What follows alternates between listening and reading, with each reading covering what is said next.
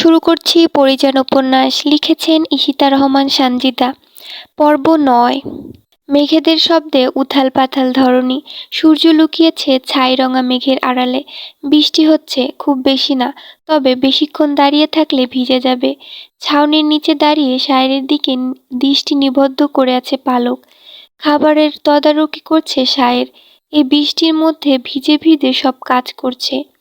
কপাল বেয়ে ঝরঝর করে পানি পড়ছে। হাত দিয়ে বারবার পানি ঝাড়ছে সে।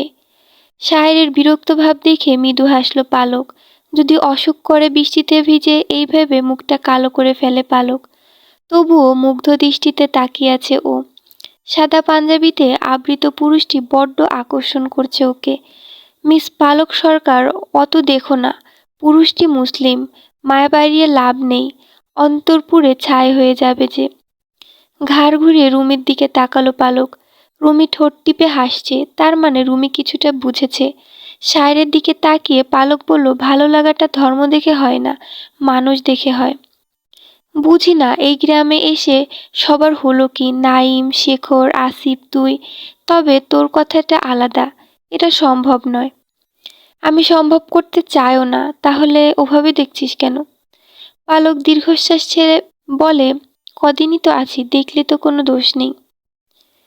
নিজের কাজে মন দিল পালক। রুমি আর কথা বলল না।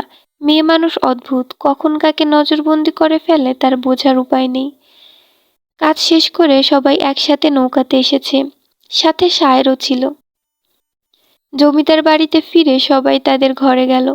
পালকরা ওদের ঘরে গিয়ে চমকে গেল পরীকে দেখে। পালঙ্কের উপর বসে পা দোলাচ্ছে।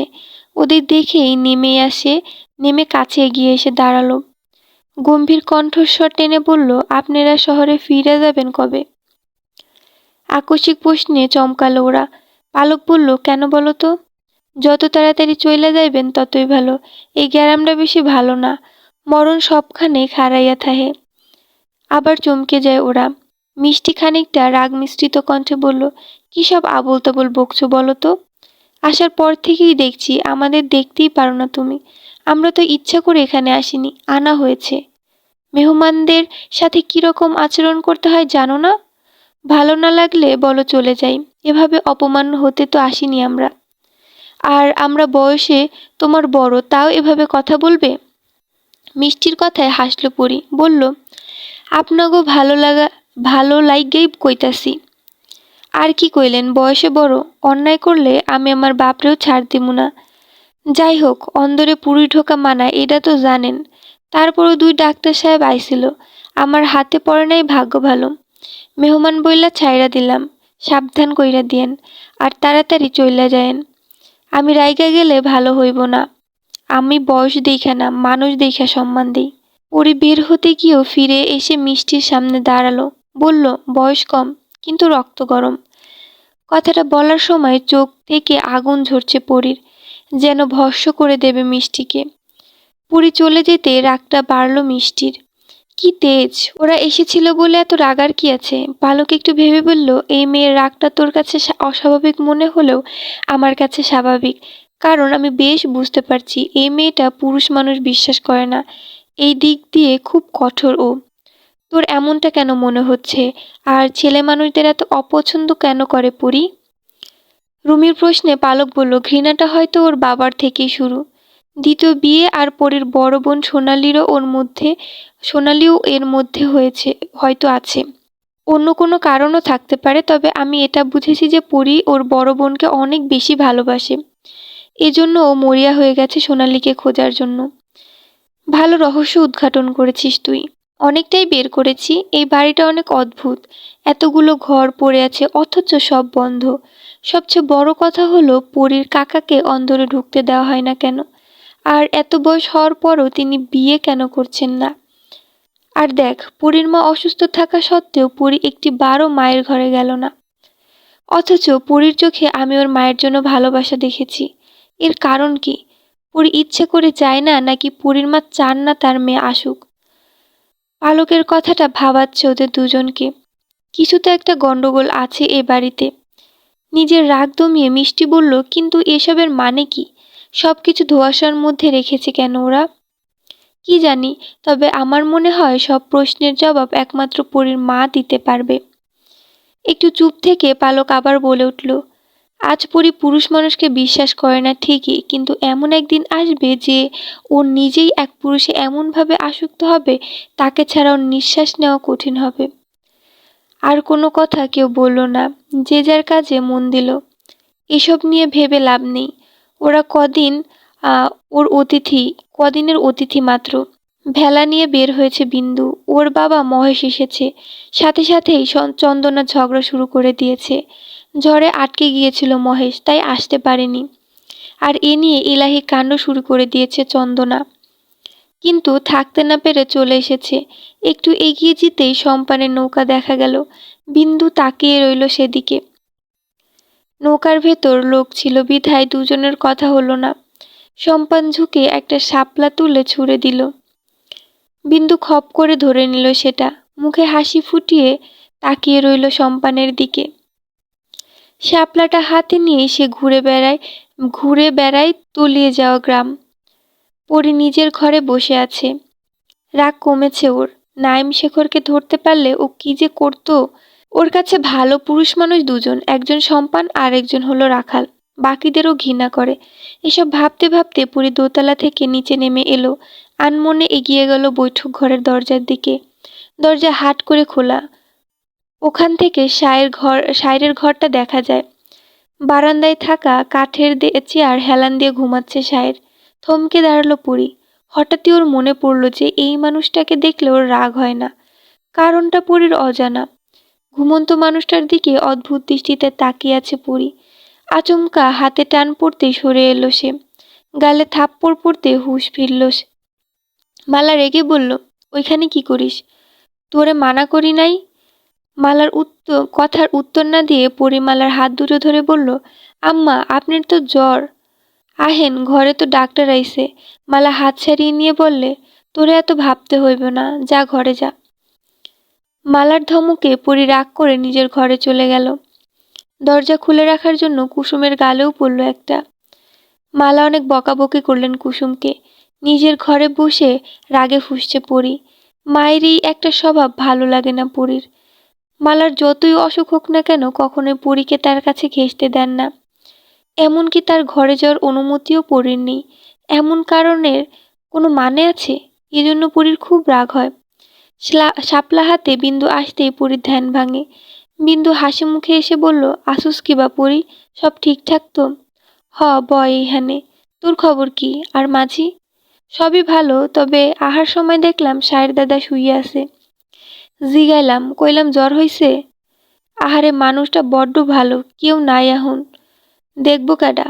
পুরি চমকে তাকালো বিন্দুর দিকে, বলল, জ্বর হইছে মানে? চল তো দেখি। বিন্দু পরীকে বাধা দিয়ে বলল, পাগল তুই, জেরি দেখলে তোরা মারবো। পরি একটু ভেবে বলল, তুই এক কাজ কর, বাটিতে কইরা পানি আর কাপড় নিয়ে পট্টি দে, আমি ওষুধ আনতাছি। বিন্দুকে পাঠিয়ে পরি ছুটে গেল পালকের কাছে। জ্বরের ওষুধ চেয়ে নিয়ে বিন্দুকে দিয়ে পাঠায়। পালক ভেবেছিল মারলার জন্য পরি ওষুধ নিচ্ছে, কিন্তু বারান্দায় আসতেই ওর কাছে সব পরিষ্কার হয়ে গেল। পালক ভাবতেও পারছে না যে পরি সায়েরের কথা ভাবছে কেন। ওখানে বেশিক্ষণ থাকলো না পরি। মালা দেখলে রাগ করবে। দোতলায় উঠে পালকের পাশ কাটিয়ে যাওয়ার সময় পালক বলে উঠল, আমি যতদূর জানি তুমি পুরুষ মানুষ পছন্দ করো না, তাহলে এই ছেলেটার জন্য এত কিছু করছো কেন? উত্তরটা দিতে পারল না পরি। নিজেকেও সে এই একই প্রশ্ন করছে, কিন্তু উত্তর খুঁজে পাচ্ছে না। তাই ও নিজের ঘরে চলে গেল। পালক আগের মতো দাঁড়িয়ে রইল। আশ্রয় কেন্দ্রে পৌঁছানোর সাথে সাথে মিষ্টি গিয়ে নাইম আর শেখরকে ধরল। রেগে বলল, তোরা কি কখনোই মানুষ হবি না? শেখর মজা করে বলল, কোনো সন্দেহ আছে? গাধা একটা, পুরি জেনে গেছে তোরা কাল রাতে ওর ঘরে গিয়েছিলি, আর আমাদের হুমকি দিয়েছে যাতে তাড়াতাড়ি চলে যাই। নাইম অবাক হয়ে বলে, কি? পুরি জানলো কিভাবে? কাল রাতে তো পুরি বাড়িতেই ছিল না। নাইম শেখর বাদে সবাই চমকালো। নাইম বলল, কালকে আমরা পুরীকে দেখতে পারিনি, কারণ পুরী অন্দরে ছিল না, বাইরে ছিল, কিন্তু কোথায় গিয়েছিল তা জানি না। আর পুরী যদি থাকতো তাহলে আমরা ধরা খেতাম। সবাই বেশ অবাক হয়ে গেল। রুমি বলে, তাহলে পুরী বুঝলো কিভাবে যে তোরাই এসেছিলি? পালক বলল, এতটুকু বয়সে যথেষ্ট বুদ্ধির অধিকারী হয়েছে মেয়েটা। আর পরি এটাও বুঝেছে যে তোরা দুজনই এসেছিলি। ওসব বাদ দে, চল আমরা চলে যাই। আমার এই জায়গাটা সুবিধার মনে হচ্ছে না, বিপদ হতে পারে। মিষ্টির কথায় নাইম বলল, আমরা কেন যাব? কাজে এসেছি, কাজ শেষ করে তারপর যাব। তাহলে পরির চিন্তা মাথা থেকে ঝেড়ে ফেল। নাইম জবাব দেওয়ার আগেই পালক বলল, মিষ্টি ঠিক কথা বলেছে নাইম, পরির কথা মাথা থেকে বের করে দে, তাহলে আমাদের সবার ভালো। পরির মধ্যে কিছু একটা আছে, গোপন কোনো রহস্য, যার জন্য ও নিজেকে শক্তিশালী মনে করে। তাই আমাদের ভালোর জন্য হলেও এসব চিন্তা বাদ দে। নাইম কথা না বলে স্থান ত্যাগ করল। তবে ওর চিন্তা তরতর করে বেড়ে গেল। সবখানে এত রহস্যের গন্ধ কেন? এখন ওর মনে হচ্ছে এই গ্রামটাই রহস্যজনক। কারো মুখে জমিদার বাড়ির কোনো কথা শোনা যায় না, ভালো মন্দ কোনো কথা না। জানার আগ্রহ আরও বাড়ছে নাইমের। কিছু তো একটা গোপন তথ্য আছে ওই বাড়িতে। কাজ শেষ করে ফিরতে সায়রের মুখোমুখি হয় নাইম। আপনার জ্বর এখন কেমন? বিগলিত হেসে সায়ের জবাব দিল, কাজের মানুষ আমি, জ্বরের কথা ভাবলে হবে? নিজের শরীরের কথা ভাবতেও হবে। কালকে বৃষ্টিতে ভেজা আপনার উচিত হয়নি। এই সময় একটু সাবধানে থাকবেন। আচ্ছা থাকবো। শুনুন। সায়ের চলে যেতে গিয়েও দাঁড়ালো। নাইম বলল, এই বাড়ির ভেতরে বোধহয় অদ্ভুত সব ঘটনা ঘটে। আমার বন্ধুরা তাই বলল। আপনি কি কিছু জানেন? আমার জানা মতে জমিদারের 3 কন্যা আর 1 পুত্র এবং 2 বউ, আর একটা ভাই আছে। বাড়িতে কাজের লোক আছে, পাহারাদার আছে। আর কি জানতে চান? নাইম আমতা আমতা করে বলল, মানে পরী? এই নামটা ভুলে যান। গ্রামের প্রায় সব মানুষ পরীকে চিনলেও স্বীকার করে না। আপনিও তাই করুন, ভালো হবে। এর বেশি কিছুই আমি জানি না, আর আপনি জানার চেষ্টাও করবেন না। কথাগুলো গম্ভীর কণ্ঠে বলল সায়ের। নাইমের অদ্ভুত লাগলো সায়েরের কথাগুলো। এভাবে বলল কেন? ওহ, সায়ের তো জমিদারের লোক। যদি সবাইকে বলে দেয়? ইস, ভুল জায়গায় ভুল কথা বলে ফেলেছে। রাতের বেলা ঘটে গেল অনাকাঙ্ক্ষিত ঘটনা, যা নাইম কল্পনাও করতে পারেনি। রাতে খবর এলো বাগান বাড়িতে একজন অসুস্থ হয়ে পড়েছে। কোনো কিছু না ভেবে নাইম একজন মাঝিকে নিয়ে একাই গেল। তবে ফেরার পথে হলো সমস্যা। অন্ধকারের মধ্যে কেউ শক্ত লাঠি দিয়ে আঘাত করে নাইমের মাথার পেছনে। পড়ে গেল নাইম। ব্যথায় গোঙাতে লাগলো। মাথা থেকে রক্ত বের হচ্ছে কিনা অন্ধকারে দেখা যাচ্ছিল না। অজ্ঞান না হলেও সবকিছু ঝাপসা দেখছে সে। এভাবেই কিছুক্ষণ কেটে গেল। তবে কেউ এলো না। নিঃশ্বাস যেন বন্ধ হয়ে আসছে। আর কিছুক্ষণ পর হয়তো ও মারা যাবে। ঠিক তখনই হাজির হলো সায়ের। হারিকেন হাতে নিয়ে কাছে আসতেই দেখল নাইম বিধ্বস্ত অবস্থায় পড়ে আছে। সায়ের ছুটে গেল, চিৎকার করে কাউকে ডাকলো। সবাই ধরাধরি করে নাইমকে বাড়িতে নিয়ে এলো। আসিফ আর শেখর মিলে নাইমের মাথায় ব্যান্ডেজ করে দিল। আঘাত তত গুরুতর নয়, রক্তও বেশি বের হয়নি। নাইমের জ্ঞান এখনো আছে। ও ভাবছে কে করতে পারে কাজটা? পরী? হয়তো, কারণ ওর জানা মতে রাতে পরী বের হয়। আবার ভাবছে সায়েরও তো হতে পারে, কারণ আজকে সায়েরের কথাগুলো ভালো লাগেনি। তাহলে সায়ের ওকে বাঁচালো কেন? যাতে নাইমের সন্দেহ না হয়, সেই জন্য কি?